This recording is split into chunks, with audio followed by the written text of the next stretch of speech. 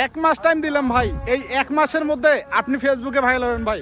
আমি চ্যালেঞ্জ দিলাম, যদি আমার আজকের এই ভিডিওটা আপনারা সম্পূর্ণ দেখতে পারেন, আমার যদি সব কিছু গাইডলাইন মেনে চলতে পারেন, আমি যা যা বলবো সেগুলো যদি করতে পারেন, আপনাকে এক মাস টাইম দিলাম ভাই।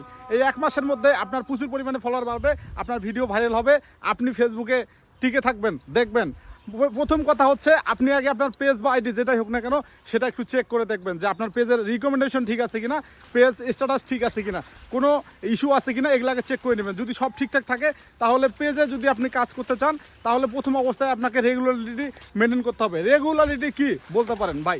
রেগুলারিটি হচ্ছে আপনাকে টাইম মেনে কাজ করতে হবে ফেসবুকে। ফেসবুকে যদি আপনি টাইম মেনে কাজ না করেন তাহলে ফেসবুকে আপনি কখনোই সফলতা পাবেন না ভাই। ফেসবুকে টাইম মেনে কীভাবে কাজ করতে পারেন আমি বলে দিই আপনাকে। ফেসবুকের টাইম হচ্ছে আপনি রেগুলার প্রত্যেক দিন যেই টাইমে পোস্ট করবেন, প্রত্যেক দিন সেম টাইমে আপনি পোস্ট করবেন ভাই, সেম টাইমে। বুঝতে পারছেন? সকালে যদি আপলোড করেন সকালেই করবেন, দুপুরে করলে দুপুরে, রাতের করলে রাতেই। আরেকটা বিষয় মাথায় রাখবেন, আপনারা কিন্তু ভিডিও আপলোড করতে হবে যেরকম, আবার হচ্ছে আপনাকে কমেন্টসও করতে হবে সেরকম। আর একই রকম কমেন্টস করা যাবে না, কপি কমেন্টস করা যাবে না।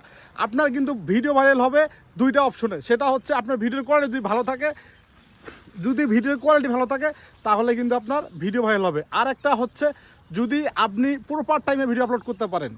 দেখা গেল অডিয়েন্স কিন্তু রাত 1টা-12টার পরে আর কোনো অ্যাক্টিভ থাকে না। আপনি যদি ওই টাইমে ভিডিও আপলোড করেন আপনার ভিডিওতে ভিউজ আসবে না। এবং যদি সন্ধ্যা 6টা থেকে রাতের 9টা পর্যন্ত ভিডিও আপলোড করতে পারেন, ওই টাইমগুলোতে কিন্তু অডিয়েন্স বেশি থাকে।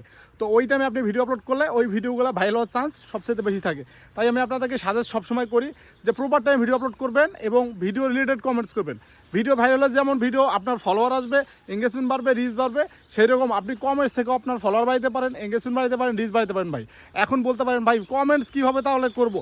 কমেন্টস করতে হবে গঠনমূলক ভাই। ভিডিও রিলেটেড যেরকম কথা বলে ভিডিওতে বা পোস্ট যেরকম করে, যে লেখা লেখে সেই রিলেটেড আপনি কমেন্টস করবেন। দেখবেন আপনার 1টা-2টা দিনে যদি কমেন্টস ভাইরাল হয়, আপনি দিনে 100 থেকে 200 কমেন্টস করবেন বা 50টা কমেন্টস করবেন, তার মধ্যে যদি 2টা-4টা কমেন্টস ভাইরাল হয়, ভিডিও তো মিনিমাম সারাদিনে অনেক ভাইরাল হয়, সেগুলোর মধ্যে যদি 2টা-1টা কমেন্টস আপনার থাকে, 2টা-1টা যদি ভিডিও ভাইরাল হয়, 2টা-1টা কমেন্টস ভাইরাল হয়, দেখবেন আপনার অনেক ফলোয়ার বেড়ে যাবে। এইভাবে আপনি নিয়ম মেনে এক মাস কাজ করবেন। এই এক মাস আপনি একটা রুটিন করবেন। আমরা আগে পড়াশোনা করতাম না ভাই, আগে আমরা কিন্তু পড়াশোনা করতাম, একটা রুটিন তৈরি করতাম।